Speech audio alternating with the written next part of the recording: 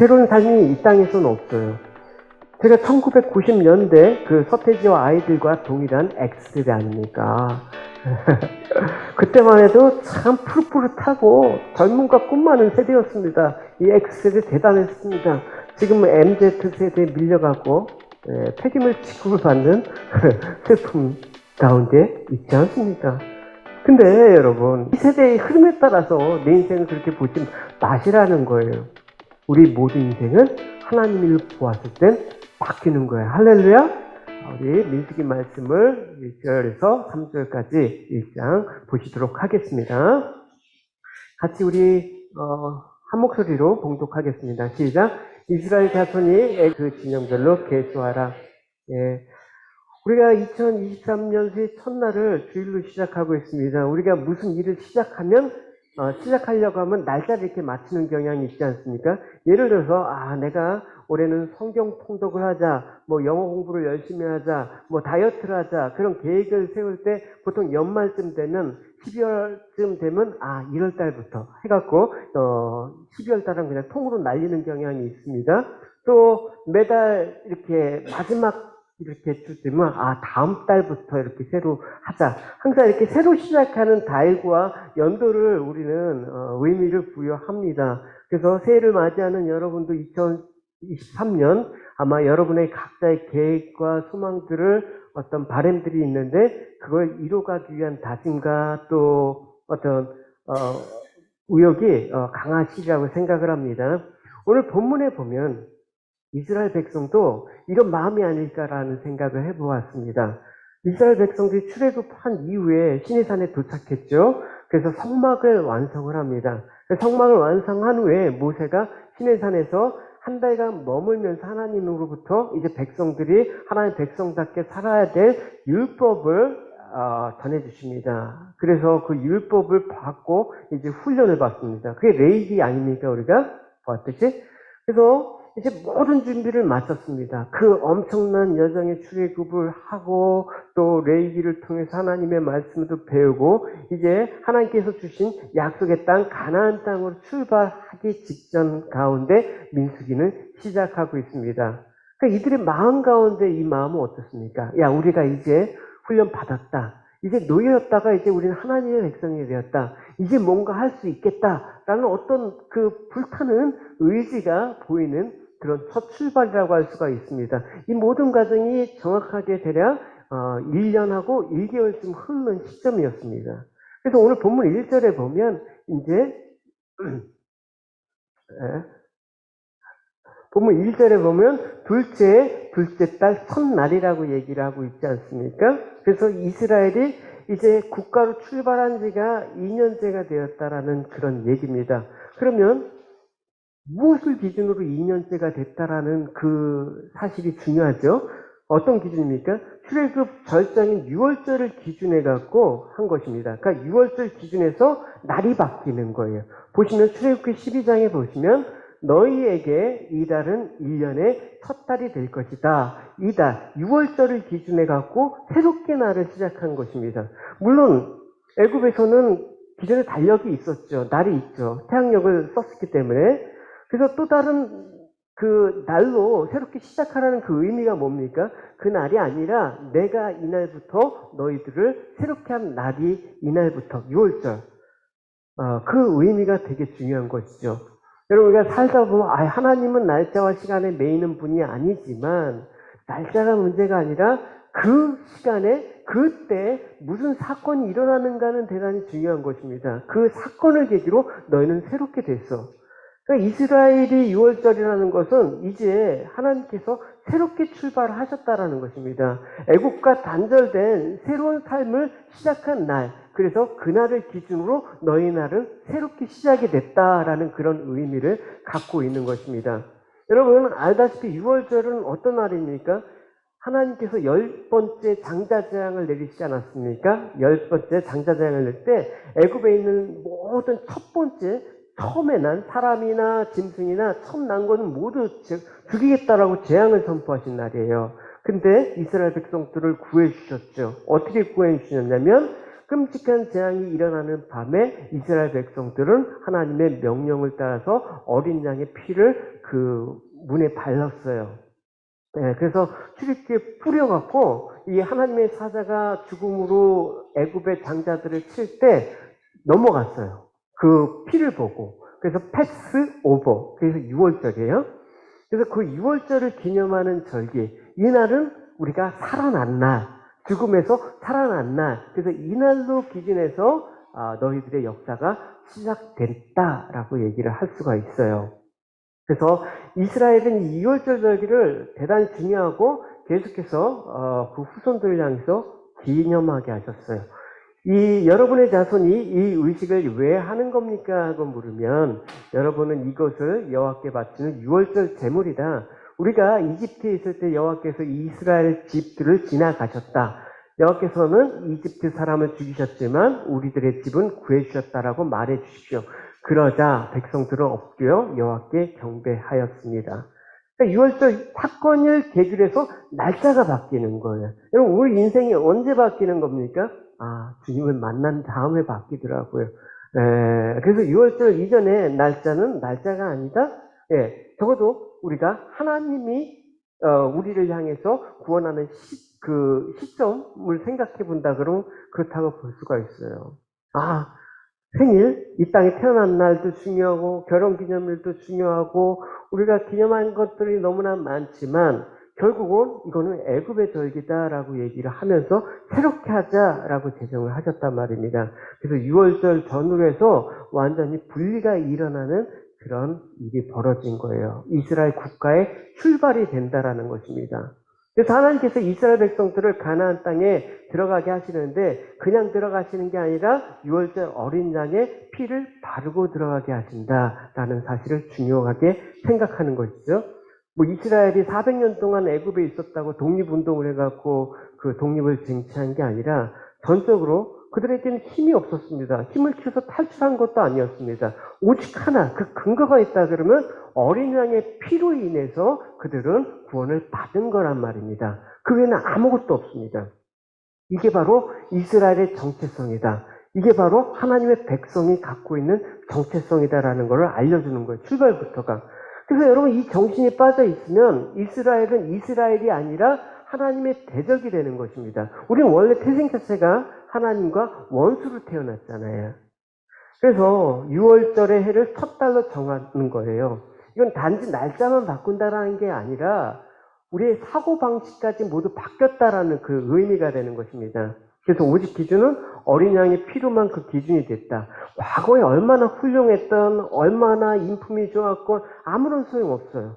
이스라엘의 6월절은 오직 주님을 만난 시점, 주님의 은혜로 내가 주님과 함께 동행한 그 시점부터가 중요한 거예요. 물론 하나님께서 그 이전에 그런 과거도 들어서 사용해서 주님을 만나는 그런 모든 재료를 쓰신다는 걸 우리는 또 알고 있죠. 그래서 애굽을 탈출하고 홍해를 건넜습니다. 그럼 홍해를 건넜다라는 의미가 뭐예요? 그건 죽었다라는 얘기예요. 이스라엘 백성의 출발이 뭐냐? 죽음에서 출발했다라는 얘기가 되는 거예요. 이걸 고린도전서에서 사도 바울은 세례를 받았다라고 얘기해요. 우리가 물에 들어가고 세례를 받잖아요. 그게 주님과 함께 죽었다는 뜻이에요. 그래서 성도 여러분, 여러분들이 알았으면 하는 것이 있습니다. 그것은 우리 조상들이 다 구름 아래에 있었으며 바다를 무사히 건넜던 일입니다. 이게 홍해 사건이거든요. 그래서 조상들은 모두 구름과 바다 가운데 세례를 받아 여호와께 모세에게 속하게 되었습니다. 라고 얘기하고 있습니다. 그러니까 홍해 사건을 모세가 홍해를 이렇게 도와한 이스라엘 백성과의 이 사건을 사도 바울은 세례를 받았다. 거듭났다라는 상징적인 표현으로 쓰고 있습니다. 그러니까 우리가 태어날 때부터 우리의 출발은 어떻게 합니까? 죽음에서 출발했다라는 거예요. 세상의 삶들은 그렇지 않습니다. 우리가 출생을 하고 죽음을 향해서 가지만 기독교인의 삶의 출발 방식은 죽음에서 출발했다라는 걸 보여주는 것이죠. 왜냐? 우리가 아담의 후손들 아닙니까? 그러니까 죽음의 비참한 상태에 처해 있습니다. 죽음을 이기고 부활하시고 생명의 주가 예수 그리스도의 공로가 아니면 아담 일의 죽음의 굴레에서 벗어날 수 없는 게 인간이란 말입니다. 절대 우리는 이 죄의 싹은 사망인데 벗어날 수가 없습니다. 왜냐면 우리가 세상에서 죄를 지면 법원에서 구속영장을 첨부해요. 그래서 구속영장을 받아들였으면 어떻게 구속되는 거예요. 밖으로 못만. 그러니까 죄가 있으면 구속된단 말입니다. 그 구속영장을 발부할 때 여러분 어떻게 합니까? 변호사를 쓰죠. 그때 내가 아무리 나는 안 했다 해도 소용없어. 그땐 변호사를 통해서 이 구속영장을 이렇게 불구속 상태로 하거나 이제 싸워야 돼. 구속되지 않도록. 어쨌든 그럴 때 여러분 사단이 우리를 계속해서 죄 가운데 우리를 구속시키는 거예요. 사망으로. 너희들은 빠져나갈 수 없어. 감옥으로. 그럴 때 여러분 어떻게? 성령 하나님이 변호사이시잖아요. 보혜사. 그때는 얼른 주님께 요청을 하시는 거예요. 주님 도와주세요. 한국에도 죄를 지었어도 변호사가 좀 실력 있는 변호사를 만나면 잘 빠져나오더라고요, 이상하게. 김앤장이나 태평양이나 이런 법무법원님이 붙으면, 검사가 쫄아요. 그래서, 없던 데도, 있던 데도 없게 만드는 그런 능력이 있더라고요. 근데 여러분, 사단이 우리를 구속하는 건 그런 정도가 아닙니다. 그냥 사망으로 딱 묶어갖고 빠져나오지 못하기 때문에 이럴 때 어떻게 합니까?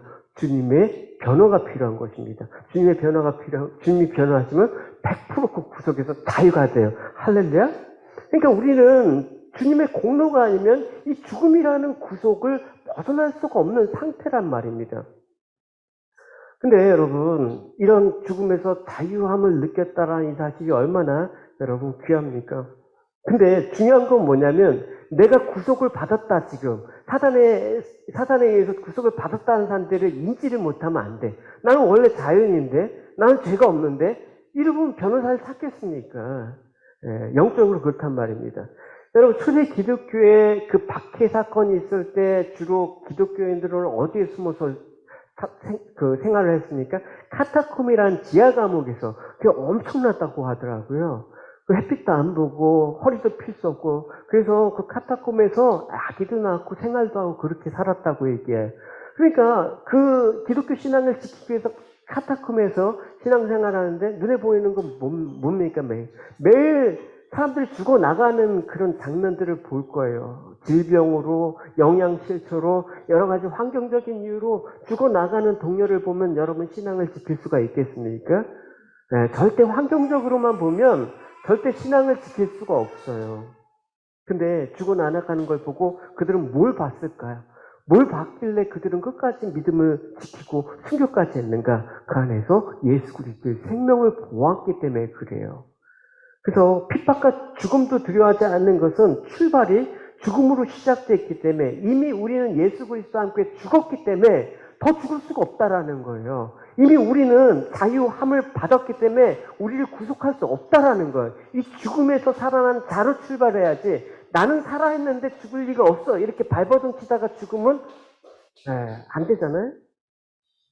그래서 사도 바울도 하루하루의 삶들의 시작을 어떻게 시작하냐면 나는 날마다 죽음에서 출발합니다 라고 얘기를 해주고 있어요. 보시면 성도 여러분, 우리 주 예수 그리스도 안에서 내가 여러분에 대해서 가지고 있는 자랑을 두고 확신 있게 말합니다. 나는 날마다 죽습니다. 그 죽음에서 예수의 생명으로 나갑니다. 우리가 이 세상을 여러분 살기 위해서 살아가는 게 아니라 어차피 죽을 세상이 썩어질 세상. 우리가 태어났지만 육적으로 이 삶들은 죽어가는 그런 세상이거든요. 근데 이미 우리는 세상 가운데 죽은 자로 출발했기 때문에 또 죽을 수는 없는 거예요. 이미 우리는 산 자로 살아가는 것입니다.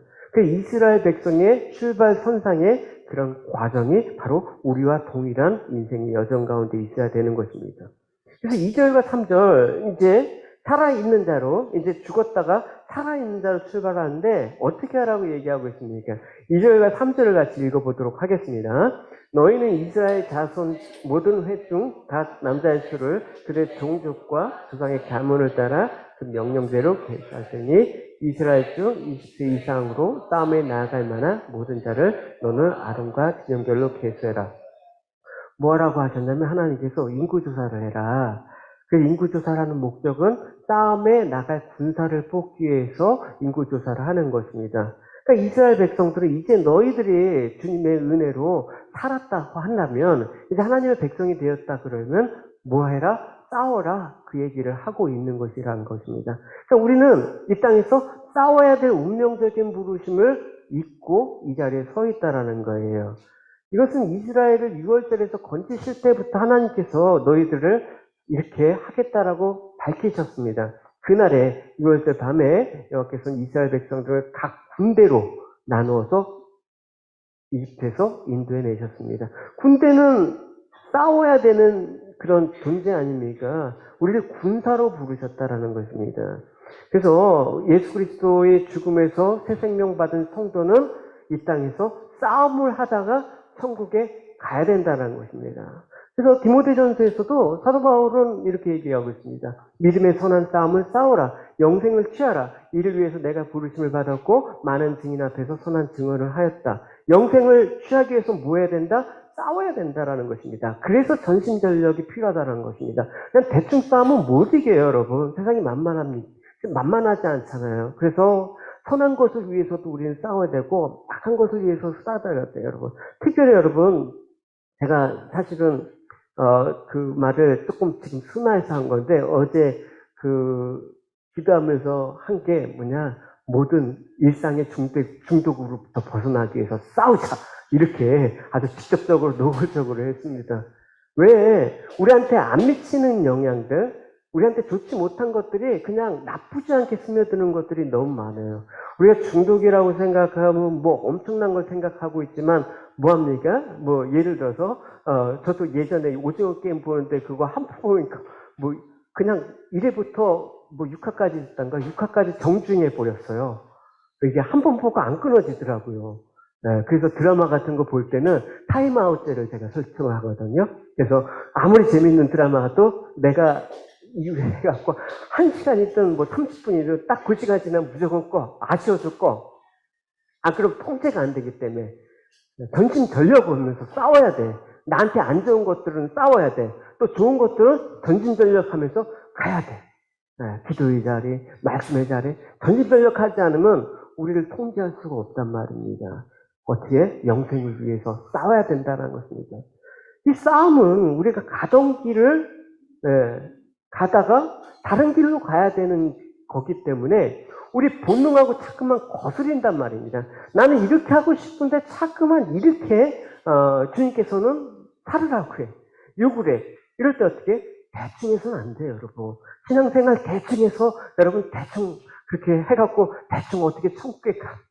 물론 그런 것 때문에 그런 건 아니지만 그만큼 우리를 지키기 위해서는 우리 힘으로 할 수가 없다라는 부분들을 인정하면서 싸울 때 주님께서 도와주신다라는 것입니다.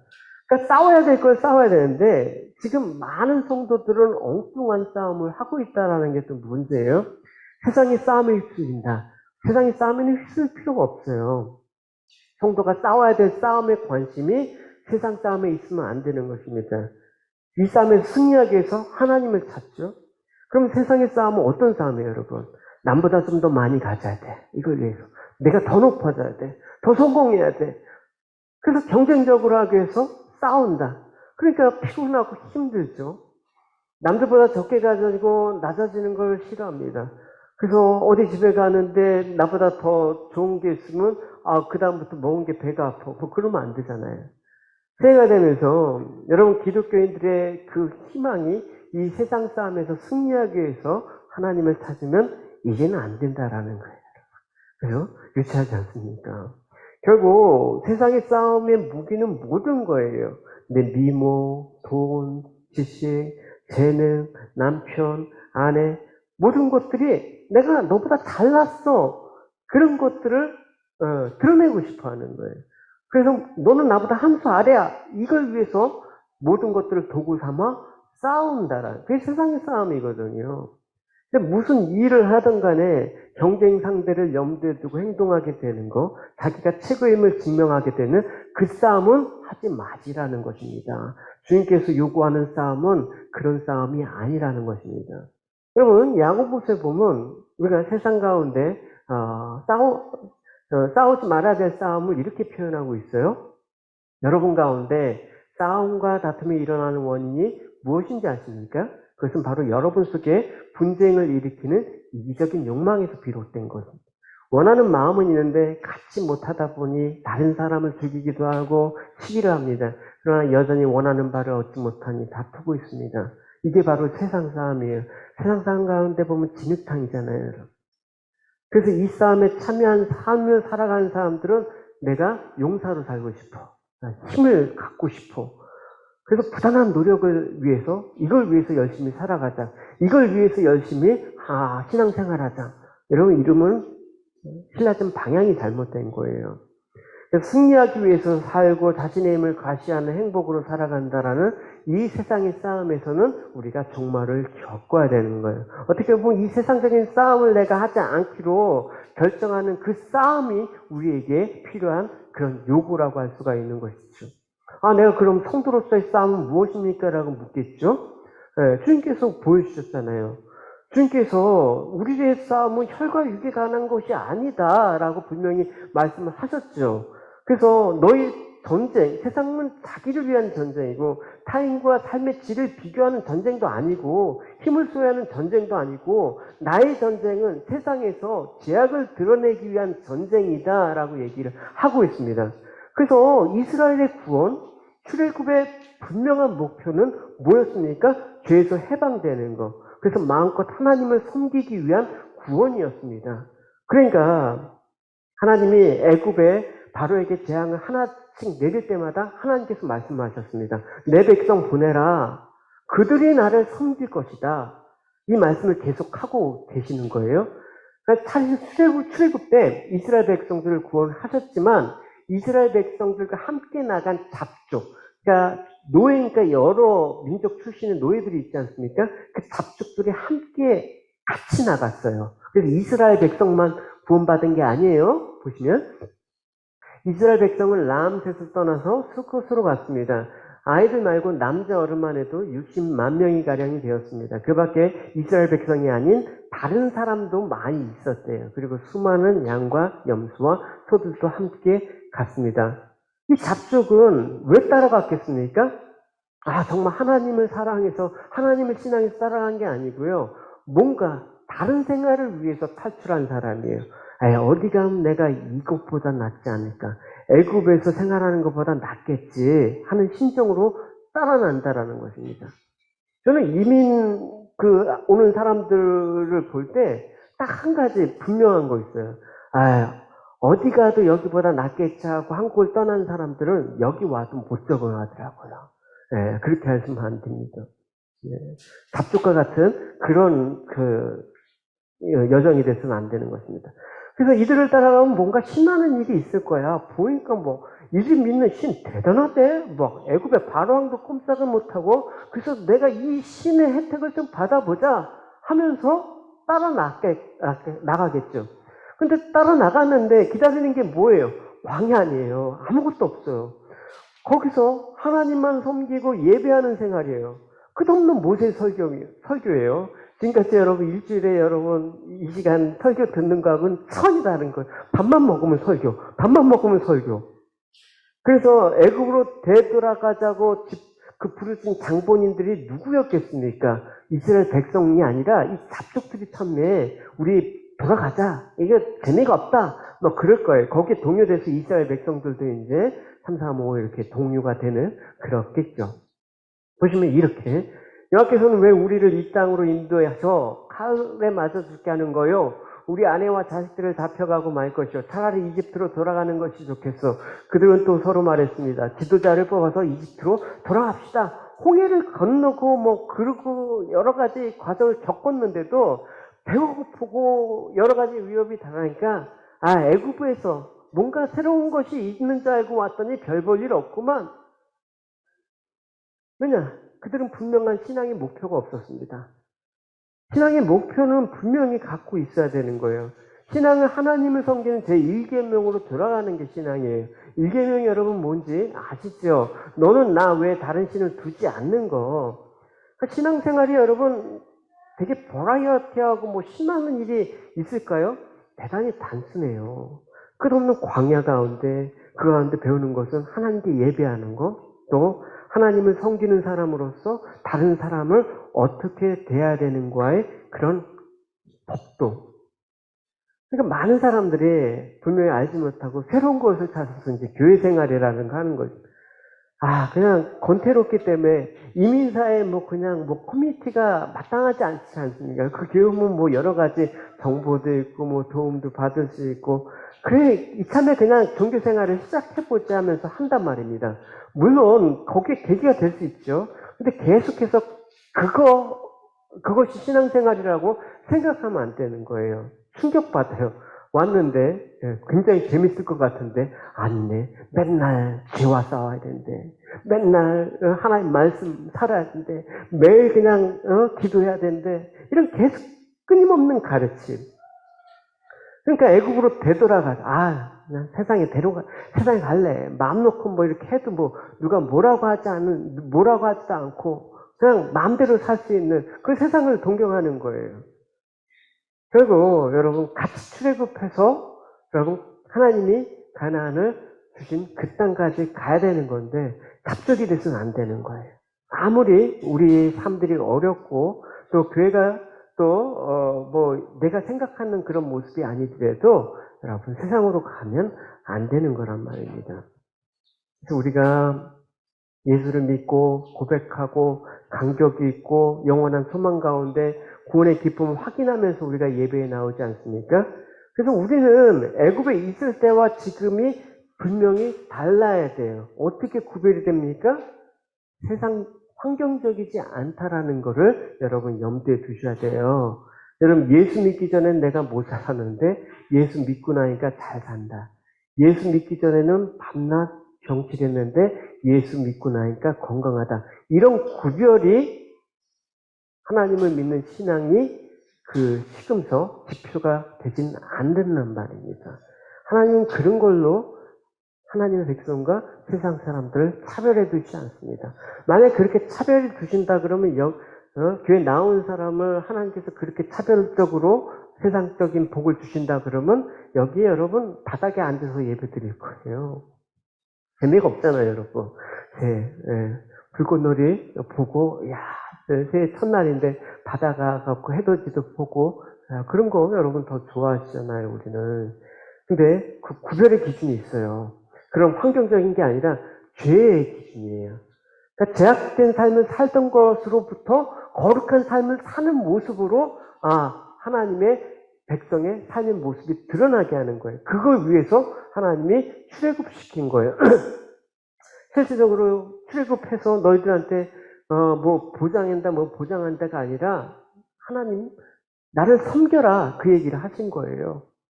그래서 레위기에 여러분 가장 많이 나온 단어가 뭐냐면 거룩이라는 단어예요.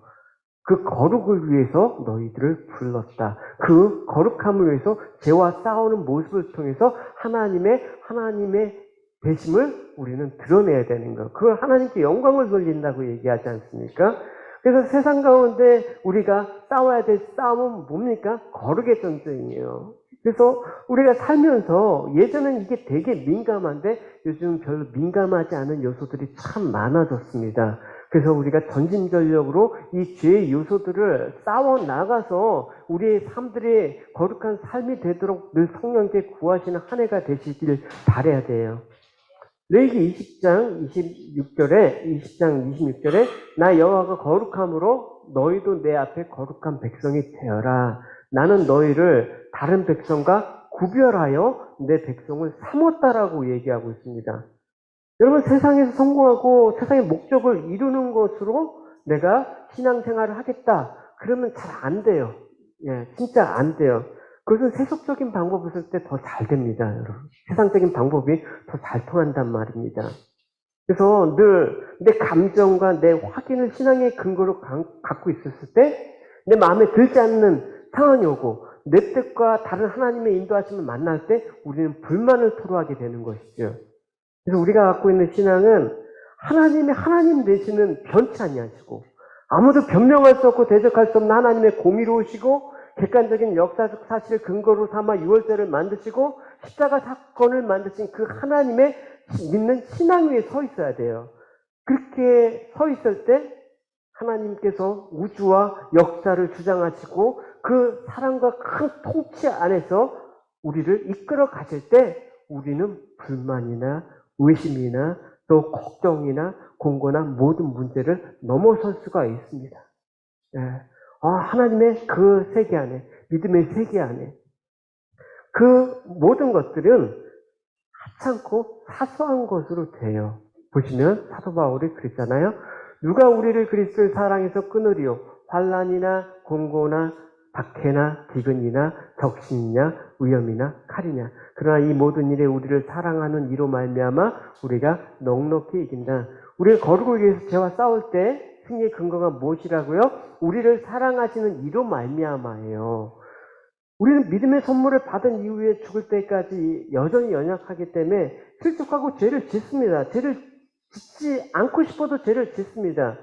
구원의 의미를 여러분 잘 아셔야 돼요. 내가 구원을 받았기 때문에 죄 지으면 안 돼가 아니라 죄를 지을 수 없는 상태가 되는 게 아니라 하나님의 구원의 의미는 나를 십자가 위로 덧입혀서 죄인에게 의인으로 신분만 바꿔주는 거예요. 신분만 바뀌어줬다고 해서 그 신분에 맞는 인격이나 행동이 나오진 않잖아요, 여러분. 그 신분에 맞는 인격이나 행동을 위해서 끊임없이 그 신분에 맞는 그런 삶들을 살아내야 돼. 그래야지 되는 거예요.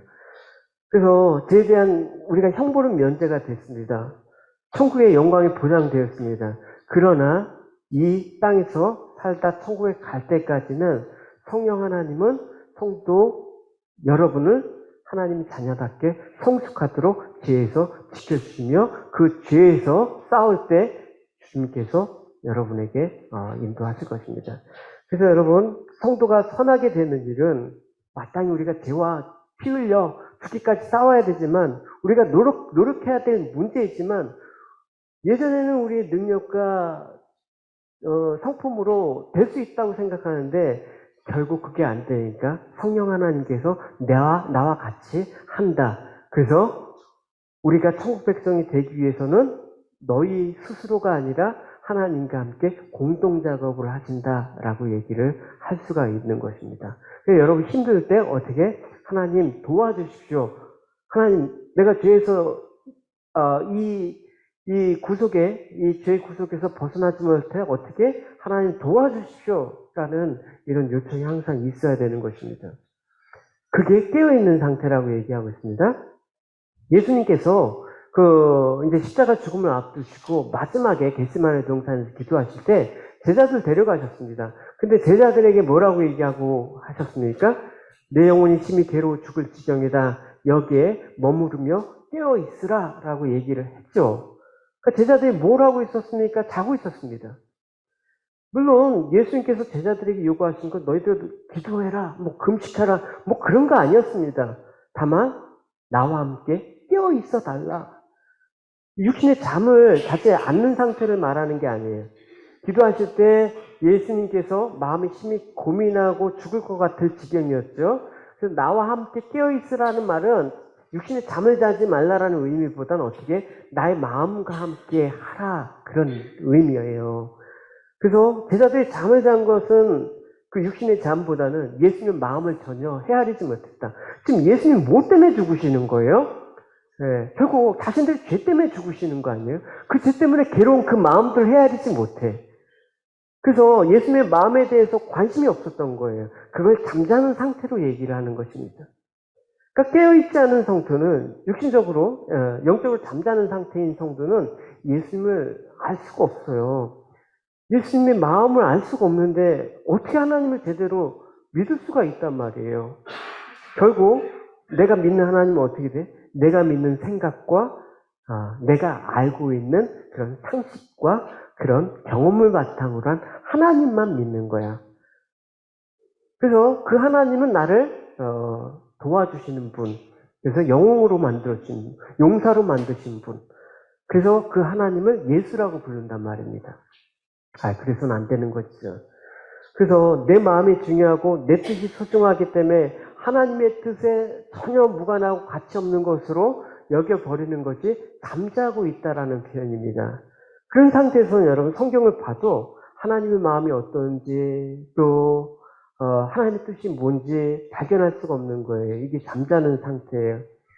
수현 전사님이 우리가 매년 말씀 카드 뽑기를 했잖아요. 작년까지 계속 우리가 빠지지 않고 했는데 출산하고 겹쳐갖고 어떡하죠? 해갖고 제가 이거 했어요. 쳐라. 하지 말자. 요즘 어플도 좋은 거 나오더라고요. 눌러서 찍으십시오. 네, 그래서 그걸 여러분. 제가 사실 그거 할 때부터 마음 편치 않았습니다. 그게 여러분 이게 하나님의 그 뜻과 상관없이 무슨 부족 같은 느낌이 들어갖고 별로 사실을 좋아하지 않았는데 이참에 그냥 없애려고요. 모든 말씀은 나를 향한 말씀이고 나를 위해서 나의 거룩함을 위해서 죄와 싸우기 위해서 나에게 주신 말씀이라고 생각하면 내가 특별히 이 땅에 살아가는데 도움이 될 만한 그런 말씀을 뽑았다고 좋아하고 또 안 좋아하고 그럴 이유가 없지 않습니까? 그래서 여러분 우리가 영적으로 잠자고 있는 상태로 살아간다면 2023년 한 해도 하나님이 하시고자 하는 일에는 무관심하고 내가 하는 일에만 관심을 가질 수밖에 없는 것입니다. 인생이란 뭡니까? 인생은 하나님 일 자체예요. 즉 하나님이 하시고자 하는 일이 우리 인생으로 이 세상에 존재하는 거예요.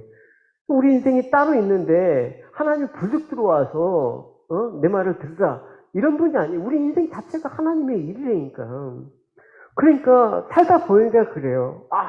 막 슬프고 괴롭고 힘들고 나쁜 일 좋은 일 한 해도 많은 일들이 생겨나는데 한 해 지나고 세월이 지나고 나니까 모든 게 하나님의 일이었다고 생각하니까 좋다 나쁘다가 여러분 무의미해지더라고요.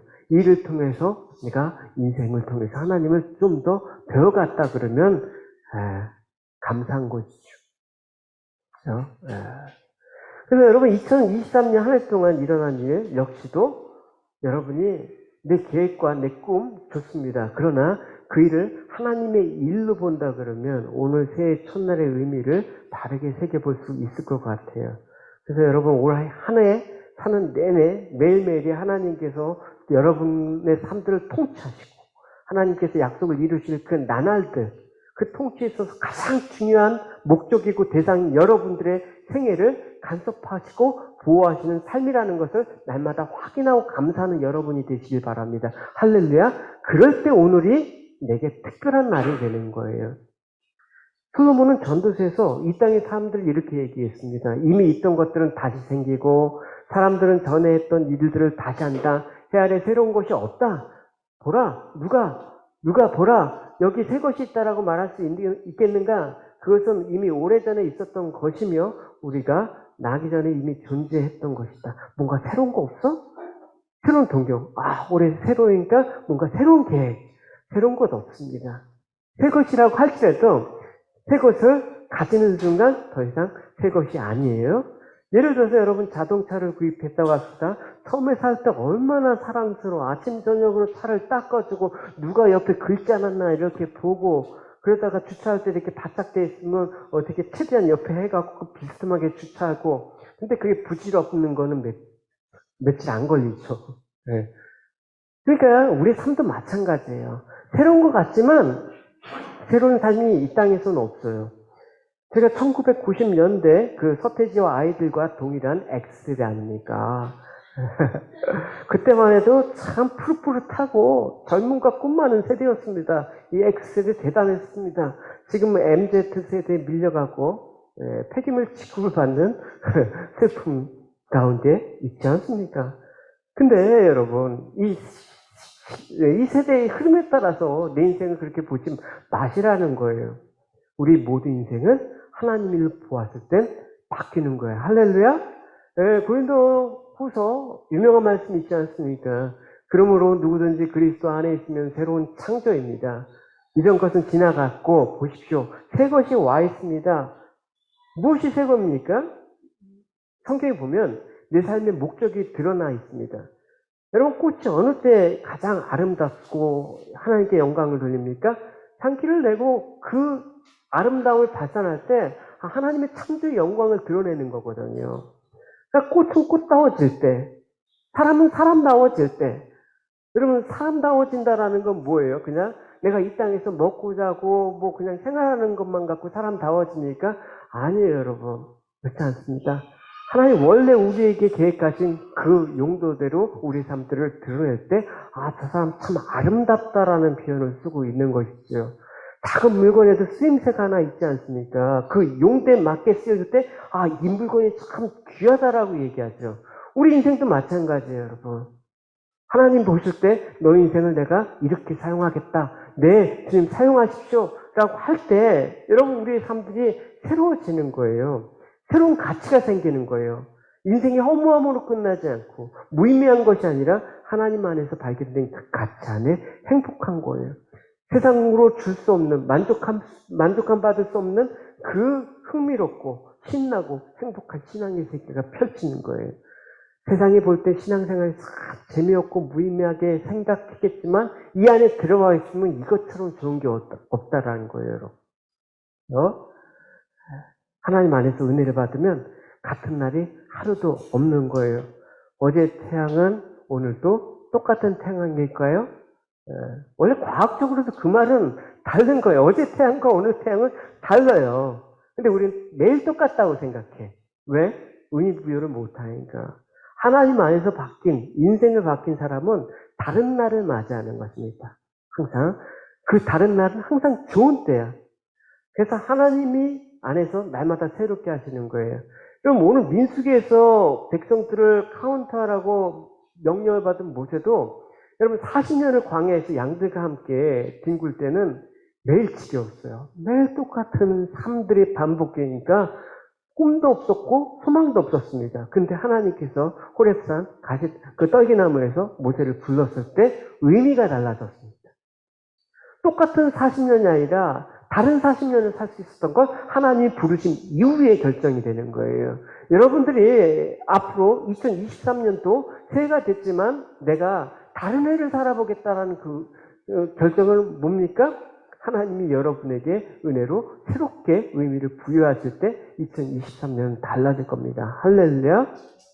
그래서 여러분을 통해서 새로운 한 해를 하나님께서 써내려가실 때 여러분 2023년이 여러분의 정말 이때 하나님께서 너무나 나와 함께 하신 따뜻한 막 흥미있는 그런 기억들로 가득 찬 해가 되길 바라요. 할렐루야. 2022년도, 2021년도 살아보니까 해에 대한 기억들이 가물가물하잖아요. 그죠? 제가 그래서 열심히 이렇게 연도마다 중요한 사건들과 일들을 항상 모아놓는 이유가 있어요.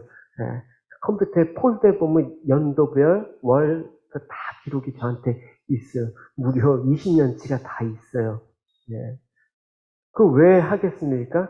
의미 없어 보이지만 그 하루하루 한 날을 되짚어 볼 때, 똑같은 날이 없었다, 정말.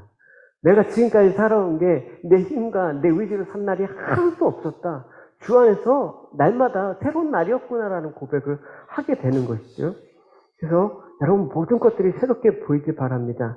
걸어갔던 길도 만났던 사람도 동일하게 보이지 않아요, 여러분. 신앙생활 오래 하다 보면 우리가 너무 많이 오래 보지 않았습니까? 그러니까 여러분 새롭지가 않아. 그러니까 새신자만 보면 너무나 반갑고 깊죠. 그러나 여러분 우리 모두가 새신자가 돼야 돼요. 내년 올해부터. 할렐루야. 여러분 제가 이제 여러분들 새신자 취급을 할 겁니다. 날마다 새롭게. 그래서 특별한 역사가 일어나고 하나님 시간 안에 달라지는 의미가 여러분 새롭게 해석되길 바랍니다. 그래서 2023년 한 해 동안 하나님을 위해서 영원하신 하나님의 뜻에 내 인생의 방향을 정확하게 설정하시고 나가시면 하나님께서 틀림없이 여러분의 삶들을 귀하게 사용하실 것입니다. 할렐루야. 이것을 위해서 제가 살겠습니다. 이것을 위해서 전심전력하겠습니다. 이것을 위해서 우리 인생을 향한 하나님의 그 사랑을 하나님 저희들 표현하게 했습니다. 내 인생 가운데 분명한 목적을 하나님께 향하겠습니다. 그럴 때 상상할 수 없는 하나님의 일하심을 경험하는 해가 되게 해주시옵소서. 내 인생의 방향을 올해 이제 첫날에 정조준에서 헛된 삶을 살기 위해서 노력했던 모든 것들 적고 하나님 거룩하신 목적을 위해서, 영광을 위해서, 하나님 기쁘게 하시기 위해서, 하나님께 내 삶들을 통해서 하나님 지으신 그 목적들을 드러나게 하기 위해서 살아가는 인생 되게 해주십시오. 그 인생이 여러분 가운데 2023년에 펼쳐지기를 주님의 이름으로 축원합니다.